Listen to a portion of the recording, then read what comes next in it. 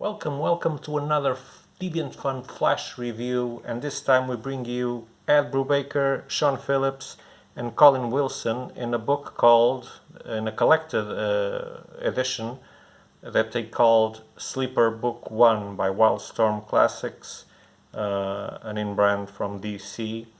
And it comprises two different stories that you can easily spot by the different colorings. This is Sleeper, and this is Point Blank.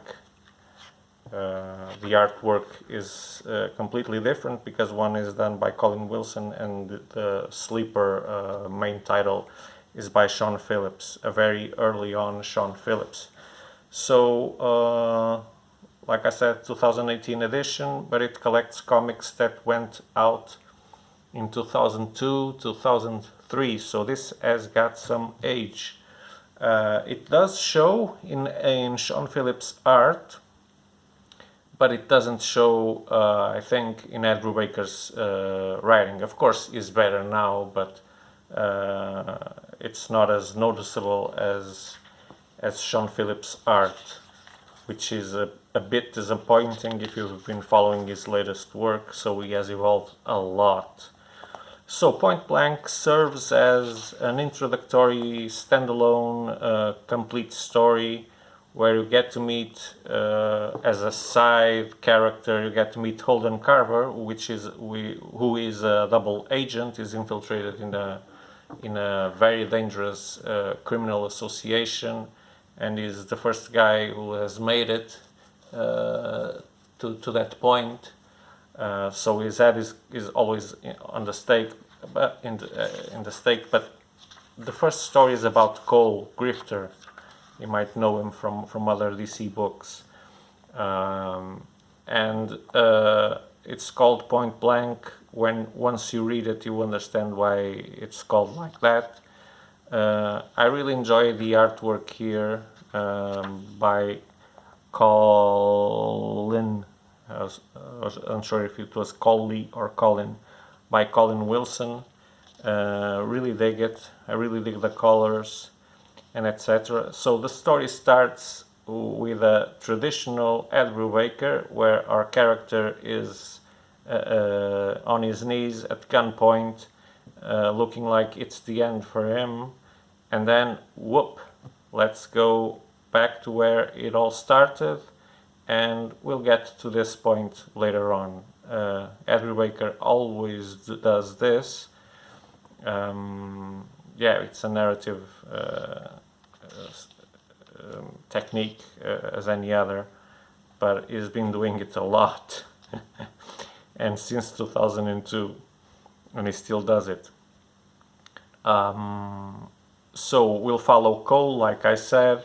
We'll see him lots of times in this bar named Domino, where he always feels a bit weird, like there's something wrong with this place, but I can't tell.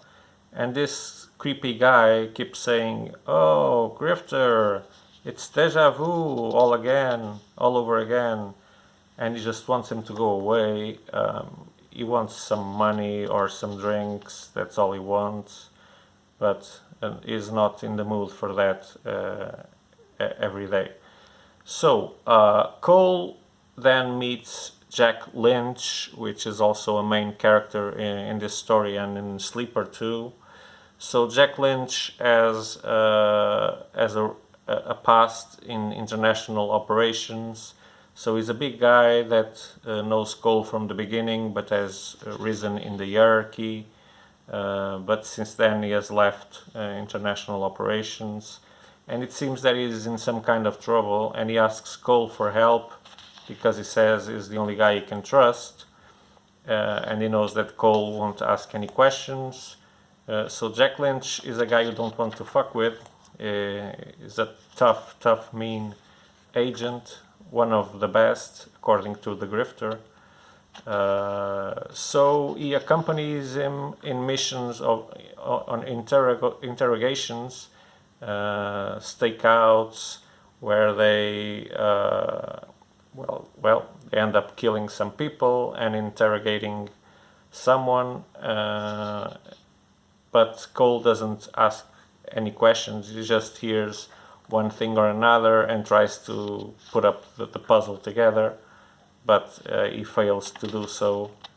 They do this a couple of times until Jack Lynch appears murdered, and that's when the real juice starts flowing. So Cole feels, of course, responsible for not being there for him. They were supposed to meet, but he never showed up. And he has that military spirit of you don't leave comrades behind, and etc. etc. So he feels highly compelled to unravel the mystery behind Jack Lynch's attempted murder, because he doesn't really die. He's taken to the hospital, but he's nearly killed.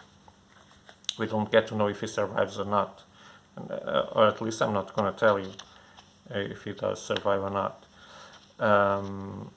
So Cole starts his own investigation, and like he says, and like many people point out, is not exactly the best detective in the world.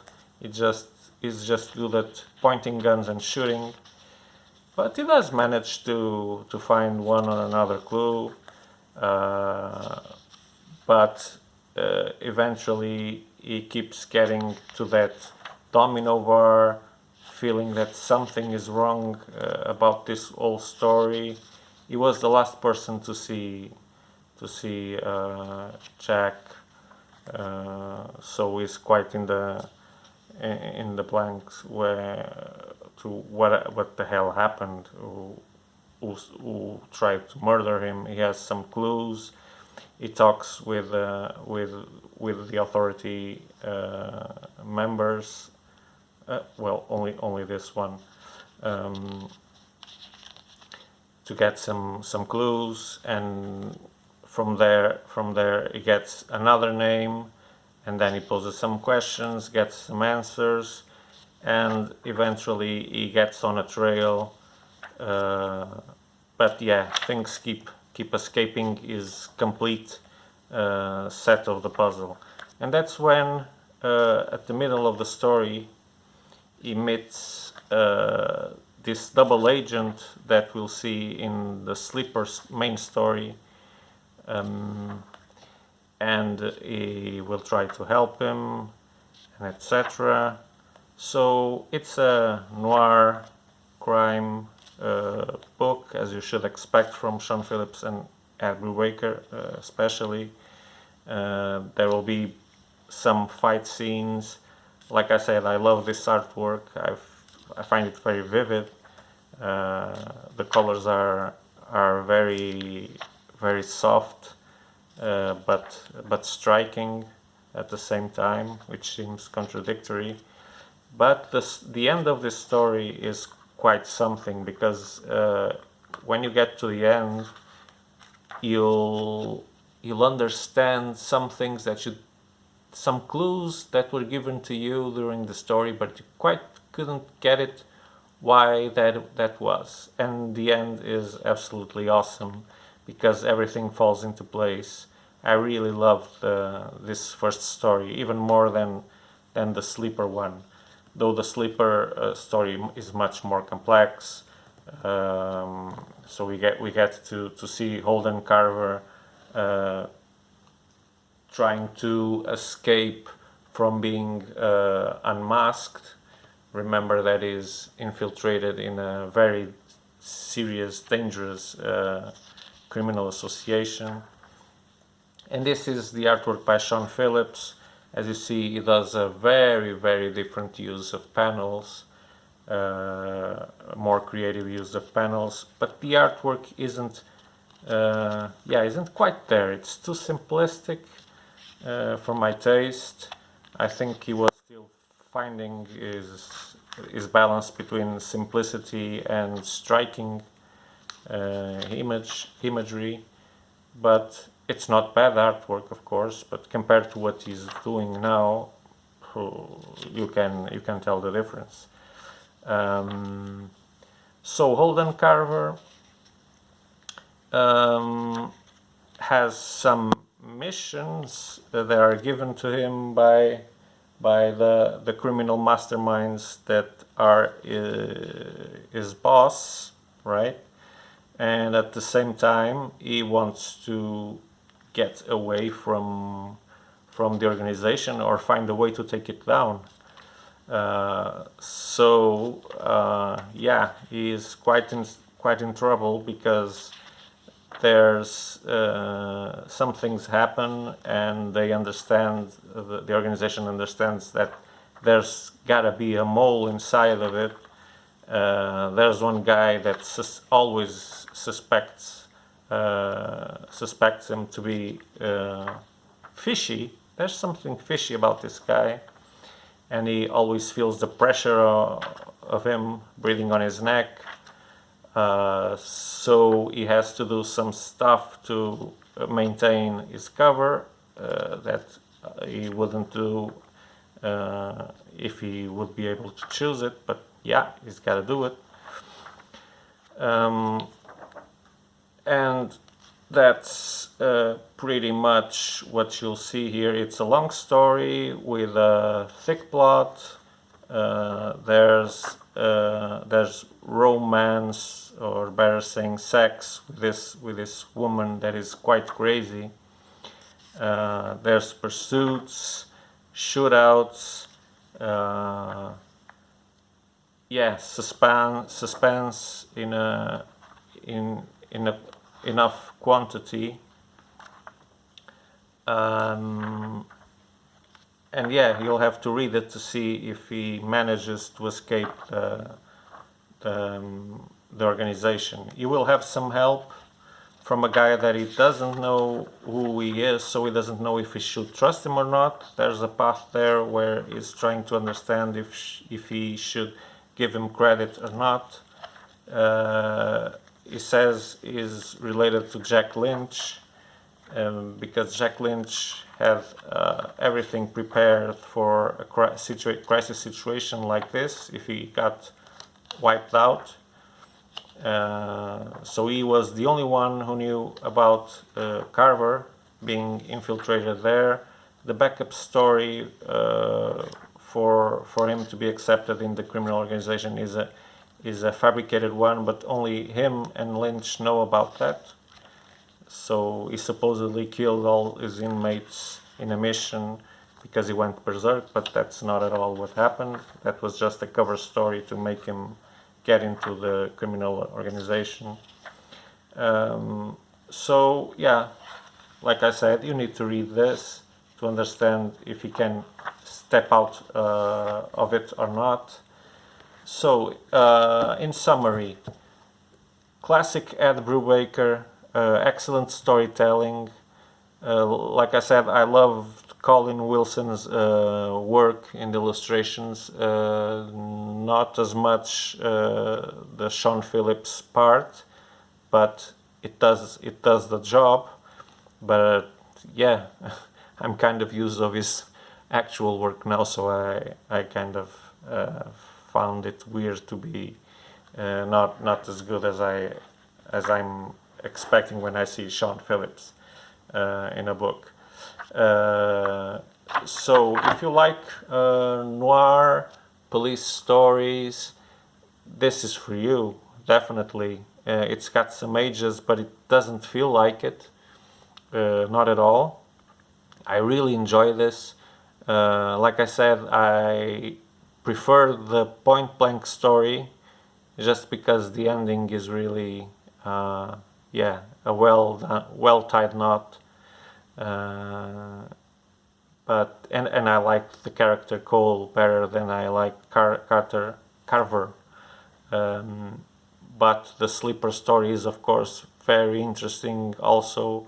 Lots of all those things I said: murder, suspense,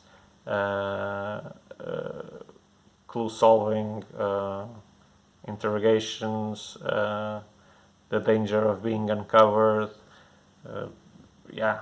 all of that. Just imagine if you were a double agent and your head was always in the stake, and not pleasant. So this is not a huge recommendation. You've got better books by Ed Brubaker and Sean Phillips, of course, but still it's a very, very good read, so it's recommended. It leaves this review with a good recommendation. If you don't know it, read it, because it's worth it, and for the price it's pretty lengthy. It took me some time to read the book. It's not one of those that you whoosh whoosh whoosh whoosh done. No, not at all, not at all. There's a lot to read here, lots of content, so good price and quantity ratio. So until our next video, please visit us at our web shop, Deviant.fun.biz, when you can find this and many other books. The books you can't find there will probably get it for you anyway. Even if it's an out of print, do make sure that you drop us a call, a message, because we might get it. We've got our ways. And you can also follow us on Facebook and Instagram. I don't know if I said it already. And if you like these videos, if you like seeing review videos, live-through videos, please like them, subscribe to the channel, it will help us. And yeah, more important than that, stay safe, be happy, especially by reading good books like this one. So, Deviant Fun out in 3, 2, 1. Bye bye.